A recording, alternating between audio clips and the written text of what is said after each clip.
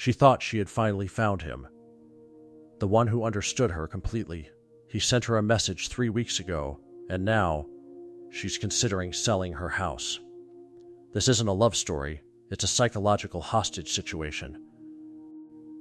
And the weapon of choice? Something so powerful, it can make a rational adult ignore every red flag in plain sight.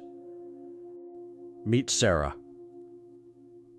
A 54-year-old widow from Ohio. She wasn't lonely by circumstance, she was lonely by choice, cautious after losing her husband.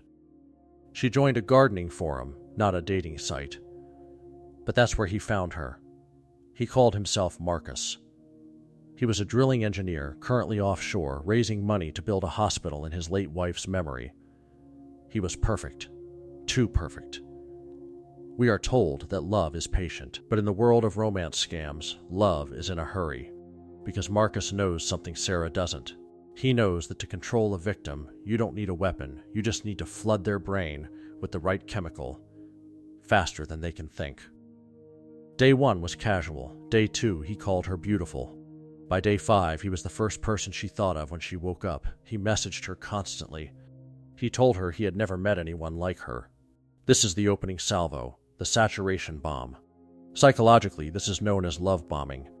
In a normal relationship, trust is built slowly, layer by layer. But the scammer compresses years of affection into days. They flood the victim with praise, attention, and future promises. It triggers the brain's reward system, dopamine release, on an industrial scale. Sarah isn't falling in love with Marcus. She is becoming addicted to the feeling Marcus provides. But here is the terrifying part. In a normal relationship, absence makes the heart grow fonder. In a scam, absence is a trap. On day 8, the messages stopped. For 12 hours, Sarah heard nothing. She refreshed her inbox. Nothing. She checked the network status. Nothing. Panic set in. Had she said something wrong? Was he hurt on the rig? Then, at 2:00 a.m., a message. I'm so sorry. The satellite connection went down. I couldn't stop thinking about you. I feel so alone out here. Having you in my life, it's the only thing keeping me sane. This is the hook. Psychologists call this intermittent reinforcement. By withdrawing affection and then returning it unpredictably, the scammer creates a trauma bond. The victim's brain is now wired to crave the relief of the return more than the affection itself. Sarah isn't just attracted to Marcus anymore. She is emotionally invested in fixing his pain. He told her she was his anchor. She felt needed. She felt vital. She had no idea that in his real conversations with his handlers, they were discussing a different kind of anchor entirely. Just 2 weeks in, the future was planned. They would meet in Paris. He would sell his consulting firm. She would rent out her house. They would travel the world. He even sent her a draft of the flight itinerary. It's a beautiful fantasy. But the fantasy has a hidden purpose. Future faking isn't just lying, it's a cognitive hijack.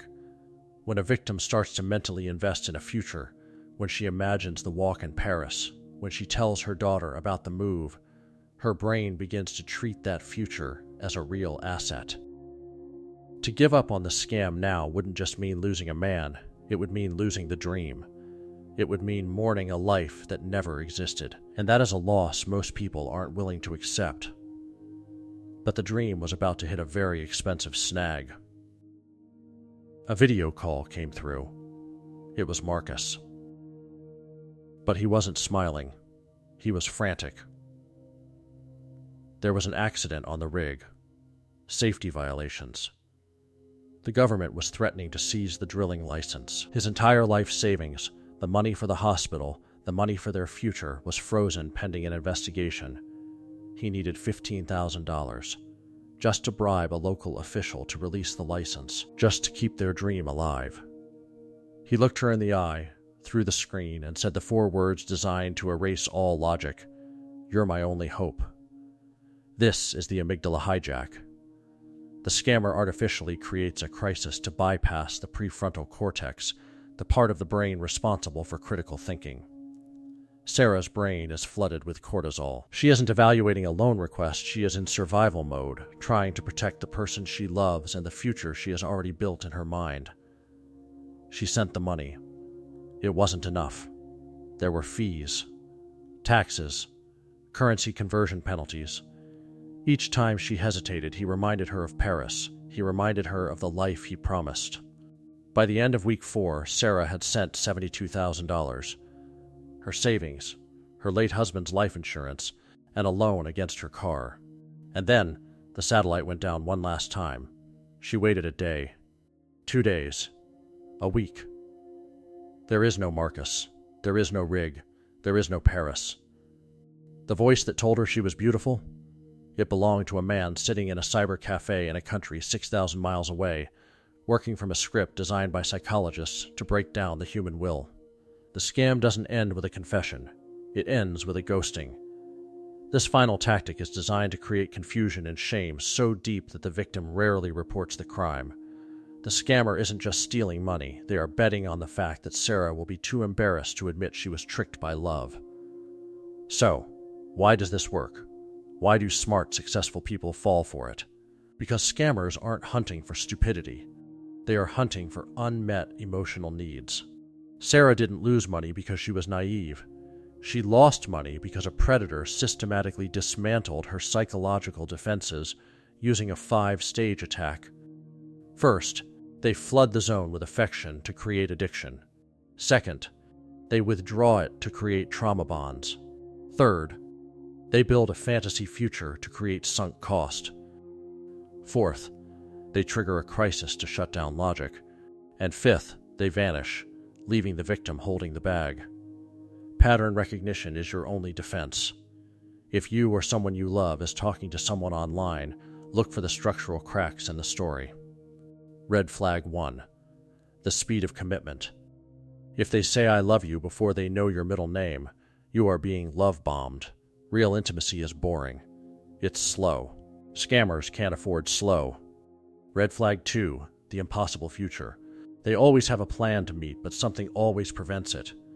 They are always just about to get on the plane, but the business deal falls through. The mother gets sick. The passport gets stolen.